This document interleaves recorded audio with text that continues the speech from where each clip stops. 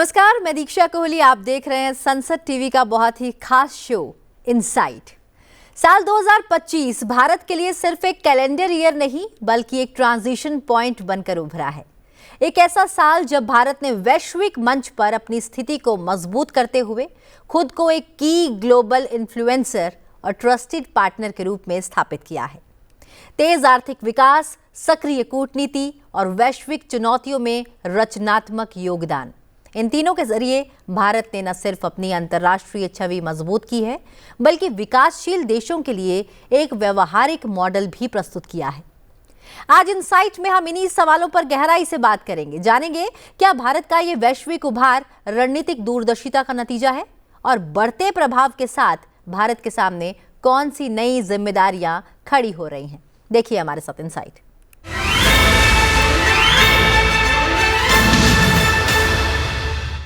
और इन सवालों के जवाब देने के लिए हमारे साथ जुड़े हैं वर्चुअली बेहद ही खास मेहमान। हमारे साथ हैं अनिल त्रिगुणायत, फॉर्मर एम्बेसडर हैं। हमारे साथ हैं प्रोफेसर राजीव नयन, जामिया मिलिया इस्लामिया के Nelson Mandela centre for piece and conflict resolution में प्रोफेसर हैं। और हमारे साथ जुड़ी हैं डॉक्टर शीतल शर्मा, जवाहरलाल नेहरू विश्वविद्यालय के स्कूल ऑफ इंटरनेशनल स्टडीज में एसोसिएट प्रोफेसर हैं। आप तीनों का बहुत बहुत स्वागत है संसद टीवी पर। अनिल सर, मेरा पहला सवाल आपसे है, 2025 में G20 और ब्रिक्स जैसे मंचों पर भारत की सक्रिय भूमिका को आप कैसे देखते हैं? आपको क्या लगता है, क्या भारत अब सिर्फ भागीदार नहीं बल्कि एजेंडा सेटर की भूमिका में आ चुका है? देखिए दीक्षा जी, भारत की जो नीति है वो हमेशा से ये रही है कि किस तरह से भारत एक रूल मेकर और रूल शेपर के रूप में उभरे जी। और उसके लिए भारत ने बहुत बड़ा योगदान दिया है, चाहे वो वॉइस ऑफ ग्लोबल साउथ बन के उभरने के लिए या डेवलपिंग कंट्रीज के इंटरेस्ट को आगे रखने के लिए, जो हमने G20 में करके दिखाया था 2023-24 में, और उसके बाद कंटिन्यूअसली G20 में भारत की जो अग्रणी भूमिका रही, जो हमने इनिशिएटिव्स लिए थे, वो सारे इनिशिएटिव ब्राजील और साउथ अफ्रीका की प्रेसिडेंसी के दौरान भी आगे बढ़े और उसमें मैं समझता हूं कि प्रधानमंत्री मोदी का काफी बड़ा योगदान है। लेकिन अगर हम देखें तो 2025 जो है बहुत डिस्टर्बिंग और डिसरप्टेड ईयर है भारत की विदेश नीति के लिए भी और दुनिया के लिए भी। हमने ये देखा कि किस तरह से प्रेसिडेंट ट्रंप की एक यूनिलैटरल अप्रोच उनकी है, हाईवे और हाईवे वाली अप्रोच जो है, उसने सारी दुनिया में और स्पेशली भारत के साथ, क्योंकि हमारे अमेरिका के साथ संबंध बहुत कंप्रहेंसिव ग्लोबल स्ट्रेटेजिक पार्टनरशिप को माने जाने वाले थे, तो उन्होंने एक स्ट्रेटेजिक पार्टनरशिप जो वर्ड हम बोलते हैं, मैं समझता हूं उसके ऊपर ही एक सवालिया निशान खड़ा कर दिया। जिस तरह के भारत को एक सिंगल आउट करके 50% टैरिफ डाला उसके ऊपर में, हर समय क्रिटिसिज्म पब्लिकली, और जिन चीजों को उन्होंने किया नहीं उसके ऊपर में। लेकिन भारत ने अपनी जो नीति है, जिसको स्ट्रेटेजिक ऑटोनॉमी है और मल्टी अलाइनमेंट पॉलिसी है और भारत का जो सबसे बड़ा हित है, उसको देखते हुए जो भी निर्णय लिए, जो भी चाहे वो पाकिस्तान के खिलाफ काउंटर टेररिज्म ऑपरेशन हो, ऑपरेशन सिंदूर, या चाहे दुनिया को ह्यूमैनिटेरियन असिस्टेंस सप्लाई करने की बात हो, या हमारे नेबर्स को सपोर्ट करते रहे उनकी जैसी नीतियां हैं उनके बावजूद भी, तो मैं ये समझता हूं कि उससे ये पता लगा है कि भारत एक ऐसा देश है जिस पे दुनिया ट्रस्ट कर सकती है। और हमारे रिश्ते जो हैं धीरे चाइना के साथ भी इम्प्रूव हुए हैं, रूस हमारा एक बड़ा निर्भर पार्टनर के रूप में उभरा है, और ग्लोबल साउथ के देश हैं। बिल्कुल, मैं समझता हूँ वो सब आज भारत को एक बड़ी आशान्वित रूप से देखते हैं। बिल्कुल। राजीव जी, आपके पास आऊंगी। ग्लोबल साउथ का यहाँ जिक्र आया है। भारत ग्लोबल साउथ की आवाज बनने की बात करता है। दक्षिण दक्षिण सहयोग, यूएन क्षमता निर्माण पहल और विकास सहायता के जरिए आपको क्या लगता है कि भारत वास्तव में एक वैकल्पिक नेतृत्व मॉडल पेश कर रहा है?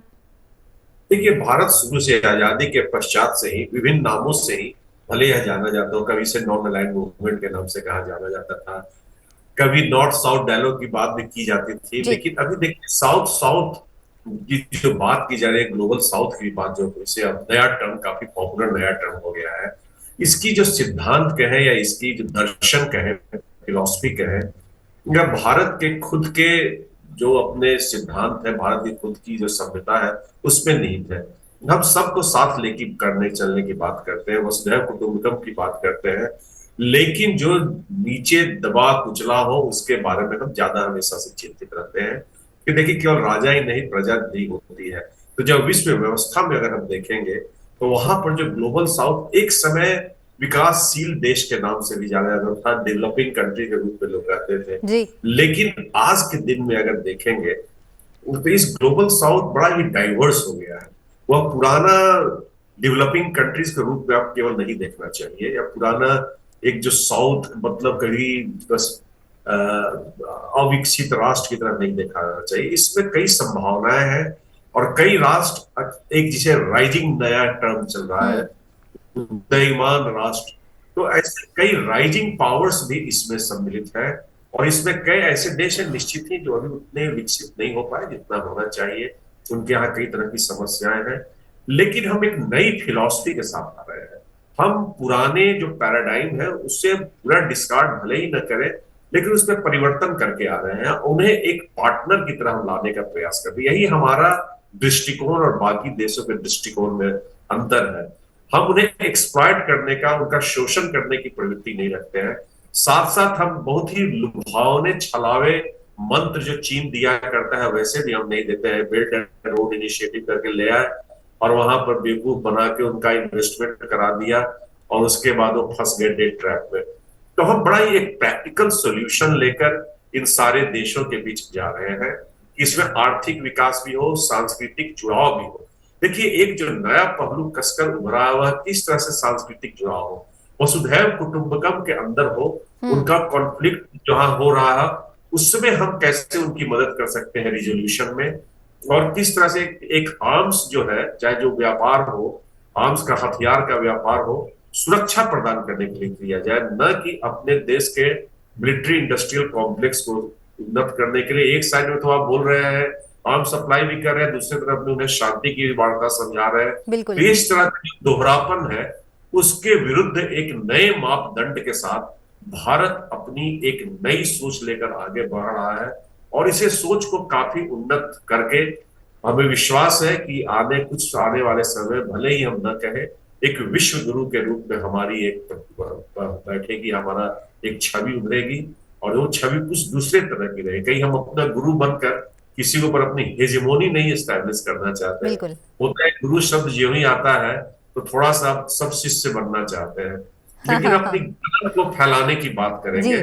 उस ज्ञान से जिसको कहते हैं कि हमारा डिपोजिटरी है जो नॉलेज का है, उसको लेकर जाएंगे, किस तरह से इंगेज कर सकते हैं जो आधुनिक काल की समस्याओं के उस तरफ हम लेकर आगे बढ़ने की सोचते हैं। बिल्कुल। जब निश्चित रूप से जब भारत का जिक्र जब भी आता है तो विश्व गुरु के रूप में आता है। वसुधैव कुटुंबकम का भारत ने संदेश दिया, G20 प्रेसिडेंसी के तौर पर पूरे ग्लोब को बताया कि हम पूरा एक परिवार हैं। साथ ही समय आने पर भारत ने एक बात ये भी कही कि जो भारत है वो बुद्ध की भूमि है, वो युद्ध की भूमि नहीं है, और शांति का संदेश दिया। बहुत अच्छी आपने बात कही। मैं बढ़ती हूँ आगे। डॉक्टर शीतल शर्मा, आपके पास आऊँगी।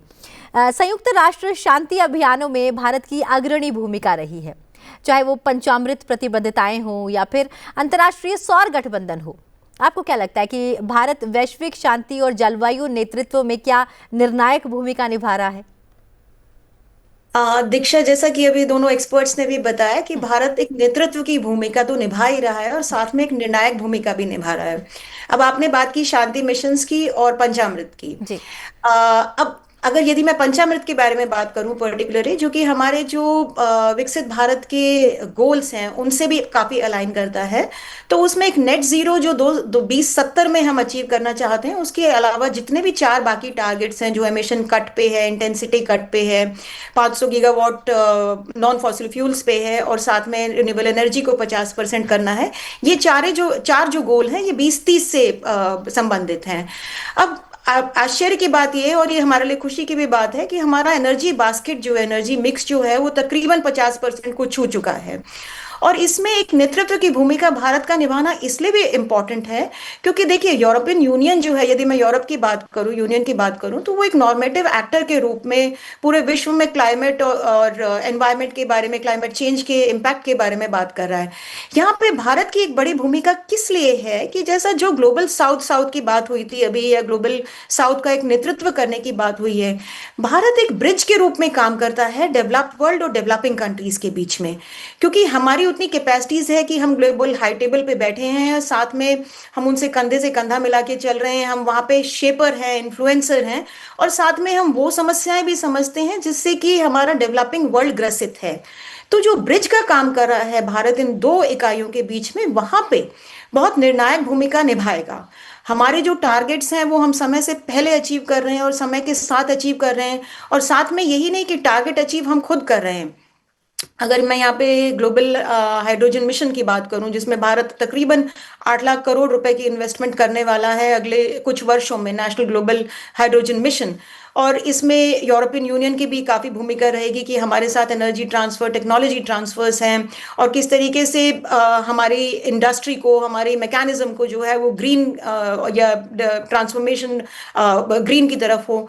इसमें भारत सिर्फ ये भूमिका नहीं निभाएगा कि विकसित देश इसको मदद करें, बल्कि भारत की जो टेक्नोलॉजी है, भारत एक ऐसा कॉन्ड्यूट बनेगा, एक ऐसा रास्ता बनेगा जिससे ग्लोबल साउथ की कंट्रीज में भी ये टेक्नोलॉजी है और इसका इम्पैक्ट है जो, और इसके पॉजिटिव इन्फ्लुएंसेस हैं वो आगे भी पहुंचे। तो दीक्षा, मैं इस दिशा में देखती हूँ कि पीस कीपिंग में भी और पंचामृत कमिटमेंट जो एनवायरनमेंट से रिलेटेड है, भारत की बहुत अहम भूमिका है, एक नेतृत्व की भूमिका है, और यहाँ तक कि एक ब्रिज कनेक्टर की भूमिका है जो कि आने वाले वर्षों में और भी ज्यादा जो है विश्व को दिखाई देगी और इन्फ्लुएंस के रूप में रहेगी। बिल्कुल, आपने बिल्कुल सही कहा। अनिल जी, मैं आपके पास आऊंगी। भारत आज अपना एक इम्पैक्ट पूरी दुनिया पर छोड़ रहा है। भारत जब कोई बात किसी भी मंच पर बोलता है तो दुनिया उस पर भरोसा करती है। यही कारण भी है कि आज जो भारत का इम्पैक्ट है वो पूरी दुनिया पर पड़ता है। प्रधानमंत्री नरेंद्र मोदी की विदेश यात्राएं और बहुपक्षीय समझौते भारत की वैश्विक पहुंच को कैसे विस्तार दे रहे हैं, और साथ ही मैं ये भी जानना चाहूंगी कि दक्षिण एशिया में मौजूद चुनौतियों के बीच भारत किस तरह से विश्वास बहाली की नीति अपना रहा है। आप क्या कहेंगे? देखिए, एक मापदंड जो होता है आपकी पॉलिसीज की सक्सेस का या आपको विश्वास करने का, वो ये होता है कि किस तरह से दूसरे देश आपको देखते हैं।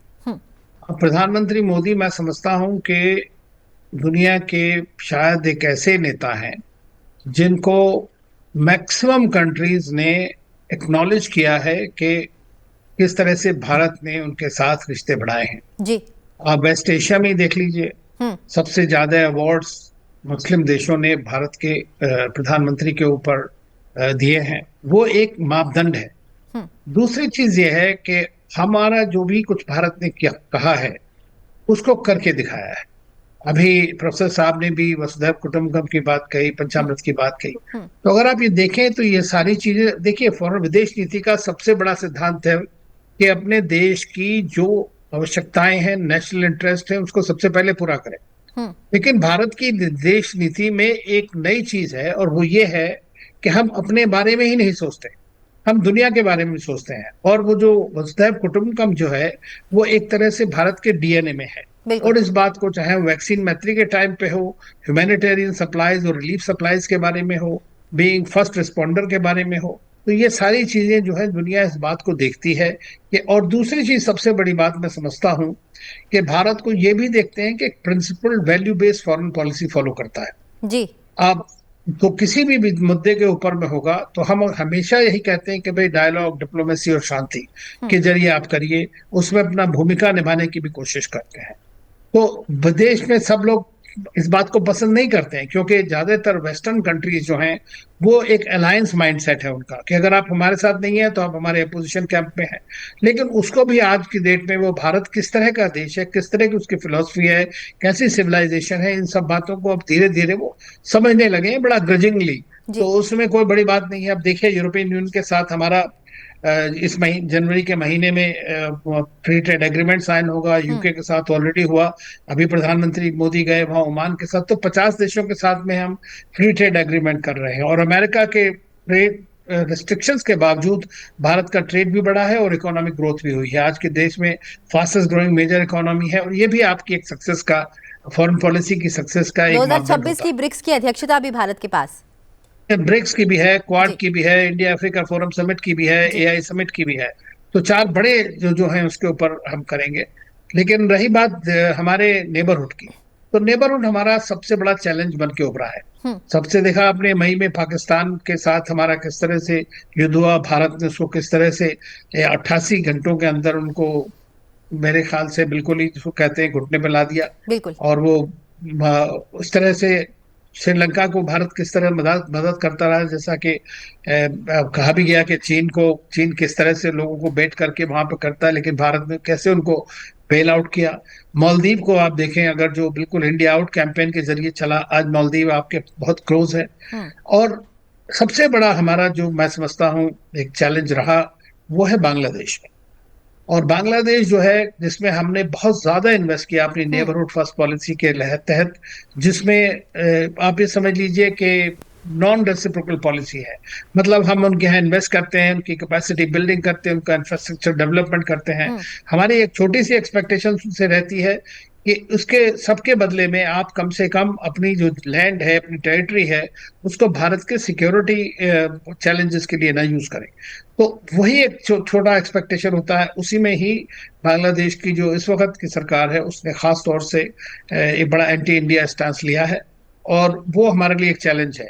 और नेबरहुड आपका जब तक या तो शांत या आपका ठीक नहीं होगा, हम्म। तो आपको बाहर आगे बढ़ के भी समस्याएं आती हैं। तो 2026 के अंदर हमारी फॉरेन पॉलिसी का सबसे बड़ा चैलेंज जो है, वो मैं समझता हूं कि हमारा नेबरहुड ही होगा। बिल्कुल बिल्कुल। राजीव जी, आपके पास आऊंगी। इकोनॉमिक दृष्टि से अब जानेंगे 2025 में भारत की 7.8% से ज्यादा जीडीपी ग्रोथ और वैश्विक आपूर्ति श्रृंखलाओं में बढ़ती भूमिका, आपको क्या लगता है ये भारत को केवल एक आर्थिक शक्ति से आगे बढ़ाकर एक स्ट्रेटेजिक इकोनॉमिक पैटर्न में बदल रही है, या कुछ और है? देखिए, बहुत ही अच्छा सवाल आपने पूछा। जो सप्लाई चेन रेजिलियंस शुक्रिया। चल रही है ना, ये एक न केवल आर्थिक आवश्यकता है, इसमें कोई दो मत नहीं कि आर्थिक आवश्यकता है, इसके बगैर काम नहीं चलेगा, लेकिन यह एक सामरिक आवश्यकता और एक सामरिक समझ भी बनकर उभरी है। और आप पाएंगे कि जो भी हमने क्वाड हुआ या हमारा एशिया पैसिफिक इनिशिएटिव, अगर आप देखेंगे, कई इनिशिएटिव देखेंगे, इसमें इसकी बहुत ही जबरदस्त इसका एक सोच रहता है, हर एक में सोच रहता है कि किस तरह से आगे बढ़ा है। विशेषकर जब संकट कहें इसे, युद्ध कहें इसे, या तनाव कहें, जो भी आप कहना चाहें, जो कि यूरोप में चल रहा हो, चाहे वेस्ट एशिया, पश्चिम एशिया के क्षेत्र में चल रहा हो, या कुछ हद तक हमारे तरफ भी चल रहा हो, तनाव चल रहा हो, इस ऐसी स्थिति में बहुत सारे संकट और बहुत सारी छोटी छोटी आवश्यकताएं जो आपकी आर्थिक, जो अर्थव्यवस्था की कहे उसे, रहती है, वहां पर कहीं नहीं संकट आता है। यह तो एक पक्ष है। दूसरा पक्ष है कि एक जिसमें हम सामरिक जब सोच से बात करते हैं, तो एक रेगुलेशन का, एक्सपोर्ट कंट्रोल जैसा विषय भी आ जाता है। और जो अभी आपने चिप वॉर से लेकर सेमी कंडक्टर से लेकर रेयर अर्थ एलिमेंट्स तक की बात आपने देखी होगी विश्व में घटना घटते हुए, तो यह आर्थिक से हटकर कहीं यह सामरिक क्षेत्र में आती हुई नजर आती है। अब इसकी किसने शुरुआत की, इस पर बहस हो सकती है।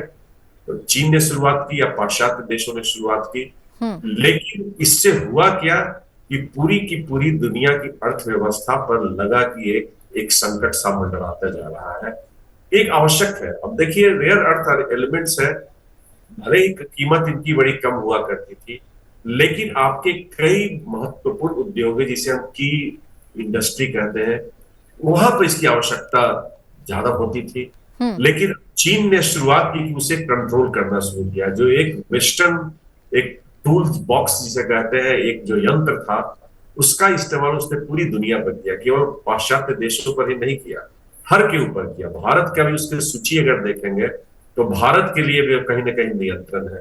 तो उसके पीछे एक बहुत बड़ी सोच थी कि हम नियंत्रण स्थापित करेंगे, अपने उद्योगों का आधिपत्य स्थापित करेंगे, बाकी देशों के उद्योगों को खरीदेंगे जो उनका एक्स्ट्रा सरप्लस कैपिटल होता है, और उसके बाद हम पूरी दुनिया में अपना दबदबा बनाएंगे।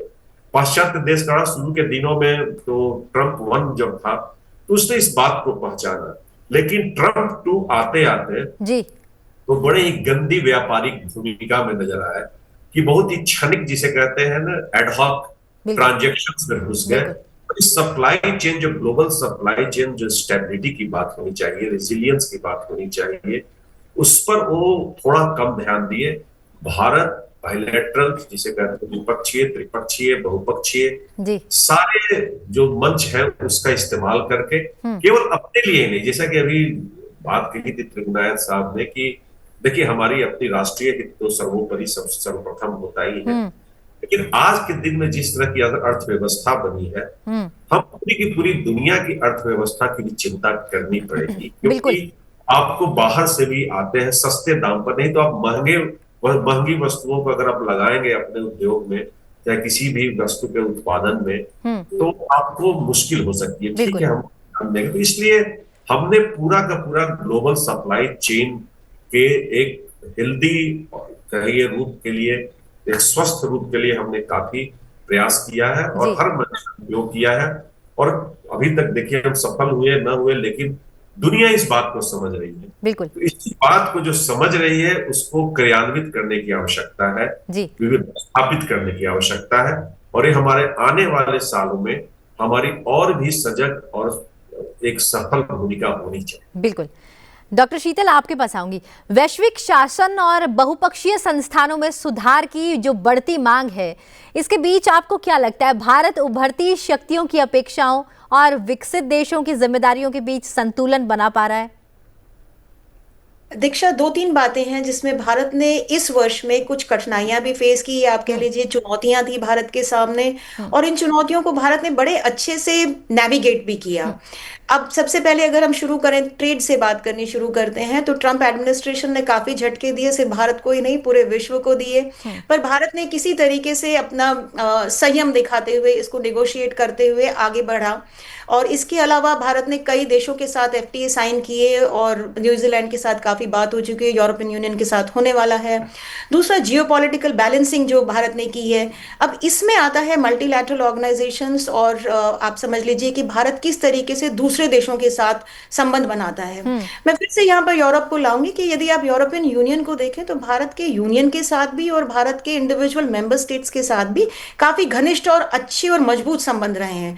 अब पिछले 70 सालों में इन संबंधों को देखें, भारत के जैसे भी रहे हैं, ये हमेशा निरंतर ऊपर की तरफ ही, आपका जो ग्राफ है वो हमेशा अपवर्ड डायरेक्शन में, या आप स्टेप अप ही हमारा जो रिलेशनशिप है उनके साथ हुआ है। अब बात रहती है कि भारत की इनमें भूमिका क्या है। जैसा कि पहले भी मैंने जिक्र किया कि भारत एक ब्रिज तो है ही डेवलपिंग और डेवलपिंग कंट्रीज, डेवलप्ड और डेवलपिंग कंट्रीज के बीच में। बाकी है जो रिफॉर्म है, रिफॉर्म मल्टीलैटरल ऑर्गेनाइजेशंस में और इनकी भूमिका में।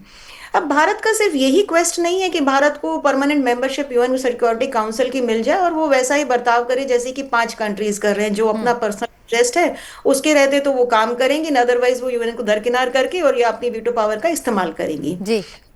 भारत की एक हिस्सेदारी या भारत की मेंबरशिप जो है वो यूएन में एक बहुत ही क्वालिटेटिव बदलाव ला सकती है।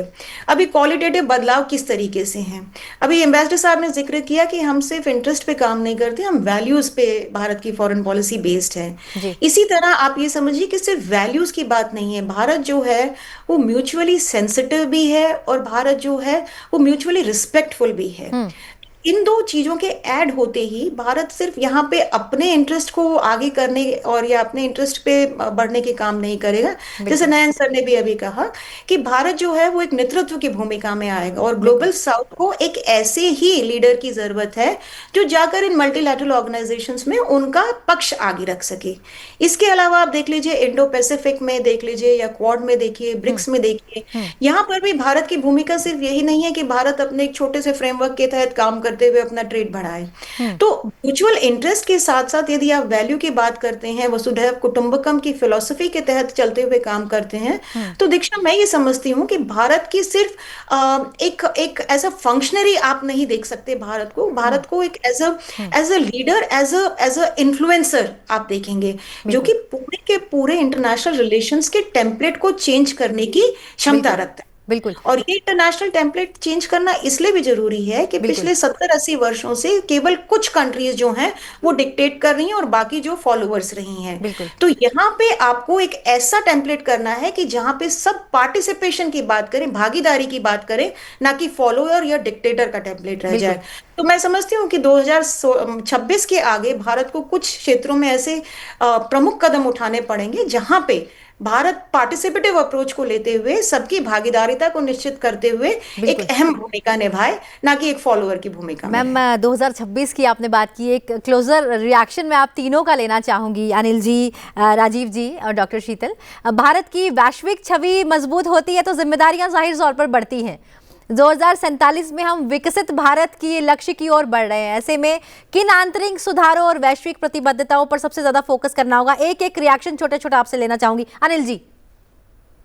देखिए, ग्लोबल गवर्नेंस जो है इस वक्त एक डिसरप्शन मोड में है। तो एक तरह का ट्रांजिशनल वर्ल्ड ऑर्डर है, तो उसमें आप ये बड़ा भूमिका इस वक्त निभा सकते हैं। जहां तक भारत की अपनी बात है, तो मैं समझता हूं कि बहुत सारे रिफॉर्म्स हमारी सरकार ने, भारत की सरकार ने किए हैं, लेकिन अभी भी काफी इकोनॉमिक रिफॉर्म्स की आवश्यकता है। लेबर बिल्कुल रिफॉर्म्स अभी रिसेंटली कुछ हुए हैं, तो बिल्कुल अगर वो होंगे तो गति और भी ज्यादा तेज होगी।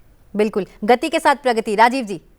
ये देखिए, सबसे पहली बात तो एक लाइक माइंडेड कंट्रीज के साथ, अभी देखिए जैसे इन्होंने कहा कि भी अंतर्राष्ट्रीय जो व्यवस्थाएं हैं, इंस्टीट्यूशंस जो है, उसमें थोड़ी कमियां हैं, समस्याएं हैं, डिसरप्शन भी उन्होंने कहा। जी तो बात ये चल रही है, आज से नहीं कई दिनों से चल रही है। तो हमें एक जो informal network of like minded countries के साथ हमें मिलकर काम करना होगा, चाहे जहां से भी आते हो, चाहे वह जैसा शीतल जी ने बात की यूरोपियन यूनियन के जैसे कई राष्ट्र हो सकते हैं, अमेरिकी जैसे लैटिन अमेरिकन कंट्रीज हो सकते हैं, अफ्रीका से हो सकते हैं, रूस जैसे देश हो सकता है, जी जापान, जिसमें कहीं भी जिसे गुट से हम नहीं इसे सरोकार रख सके। और ये तो बात होगी अंतर्राष्ट्रीय स्तर पर। जी राष्ट्रीय स्तर पर हमें आर्थिक तरीके से सबसे पहले हमें अपने इंफ्रास्ट्रक्चर डेवलपमेंट पर ध्यान देना, खास करके इंडस्ट्रियल इंफ्रास्ट्रक्चर पर, जिससे कि अगर चीन से कुछ हटता तो ऐसा नहीं हो कि वियतनाम जैसा देश कहीं आगे बढ़ जा रहा हो, जी वो इसे एक्सप्लॉइट कर रहा हो और हम पीछे छूट जा रहे हैं। और इंडस्ट्रियल इंफ्रास्ट्रक्चर पर हमें फोकस करना होगा। दूसरी जो महत्वपूर्ण बात है, हम जी अपनी सुरक्षा पर और ज्यादा ध्यान देना बिल्कुल होगा, और बिल्कुल ज्यादा ध्यान देना होगा, तकनीकी को काफी आगे बढ़ाना होगा, क्योंकि चीन और पाकिस्तान शांत नहीं बैठने वाला है। बिल्कुल टेक्नोलॉजी ड्रिवन होगा आने वाला वर्ष और उस पर हमें ध्यान देना होगा। डॉक्टर शीतल, फाइनल रिएक्शन आपका, किन सुधारों की जरूरत? बहुमुखी अप्रोच की जरूरत है, मल्टी प्रोंग्ड अप्रोच। पहला तो सिक्योरिटी एंड डिफेंस पे हमें अपने निरंतर काम करना चाहिए, क्योंकि हमारे पड़ोस में जो अस्थिरता है वो हम पर जरूर वो करती है, गहरा असर डालती हैं। दूसरा ट्रेड। ट्रेड उस फ्रेमवर्क में जहां पे हम किसी भी बिग पावर राइवलरी की उसके अंदर ना आकर अपनी इंडिपेंडेंट स्ट्रैटेजिक ऑटोनॉमी को बरकरार रखते हुए। तीसरा, हमारा सिर्फ ट्रेडिशनल डिप्लोमेसी के रूट पे ना चलते हुए साथ में कल्चरल डिप्लोमेसी के रूट्स ओपन करने हैं, क्योंकि भारत की एक सॉफ्ट पावर है जी जिसको अगले, मैं समझती हूँ, 5 या 10 वर्षों में बहुत ज्यादा विश्व मंच पर विकसित होने की जरूरत है। बिल्कुल और चौथा, मैं ये कहूंगी कि इन सब के रहते हुए भारत को अपनी जो डोमेस्टिक कॉन्स्टिट्यूएंसीज हैं, अपनी जो जैसे इंफ्रास्ट्रक्चर डेवलपमेंट जी इंडस्ट्री की बात की गई है, उसका विकास बहुत ज्यादा करना पड़ेगा, क्योंकि सिर्फ फॉरेन पॉलिसी नहीं, हमें अपना we have to put our house in order also. और यहाँ एब्सोल्युटली के विकास के साथ साथ हमारी इंटरनेशनल छवि खुद ही जो है वो मजबूत होगी और लोग हमारी तरफ आएंगे, बड़ी मार्केट देखते हुए, हमारा ह्यूमन रिसोर्स देखते हुए, जी हमारी ट्रस्टेबिलिटी जो जी हमेशा से हमारे साथ रही है। निश्चित रूप से भारत ने पूरे विश्व को एक साथ जोड़ा है, चाहे वो कोई भी मंच हो, चाहे सांस्कृतिक मंच हो, आर्थिक मंच हो, या फिर वसुधैव कुटुंबकम के जरिए भारत ये कहता हो कि पूरा विश्व मेरा परिवार है। और युद्ध के स्थान पर हमें अब बुद्ध और शांति को अपनाना है, ये संदेश भारत ने दिया है। साथ ही प्रकृति की ओर कदम बढ़ाने का जो संदेश दिया है। और आज की इस चर्चा में आप तीनों खास मेहमान हमारे साथ जुड़े, अनिल जी, प्रोफेसर राजीव जी और मैडम, आपका बहुत बहुत धन्यवाद कि आप इस कार्यक्रम में हमारे साथ जुड़े। सबको बहुत मुबारक हो। बहुत बहुत धन्यवाद। आज की चर्चा से यह स्पष्ट है कि 2025 भारत के लिए केवल उपलब्धियों का वर्ष नहीं, बल्कि वैश्विक भूमिका के पुनर्भाषित होने का साल रहा है। आज भारत आर्थिक शक्ति, कूटनीतिक संतुलन और नैतिक नेतृत्व तीनों को साथ लेकर आगे बढ़ रहा है। लेकिन एक ग्लोबल इन्फ्लुएंसर होने का अर्थ है लगातार जवाबदेही, निरंतर संवाद और दीर्घकालिक दृष्टि।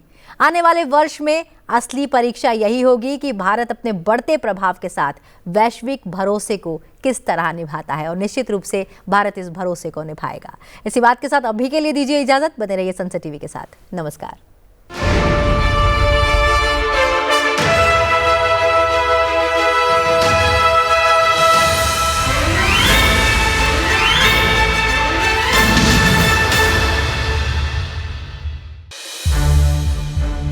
संसद टीवी के और भी प्रोग्राम्स देखने के लिए सब्सक्राइब करें हमारा YouTube चैनल और हाँ, इन्हें लाइक और शेयर करना ना भूलें।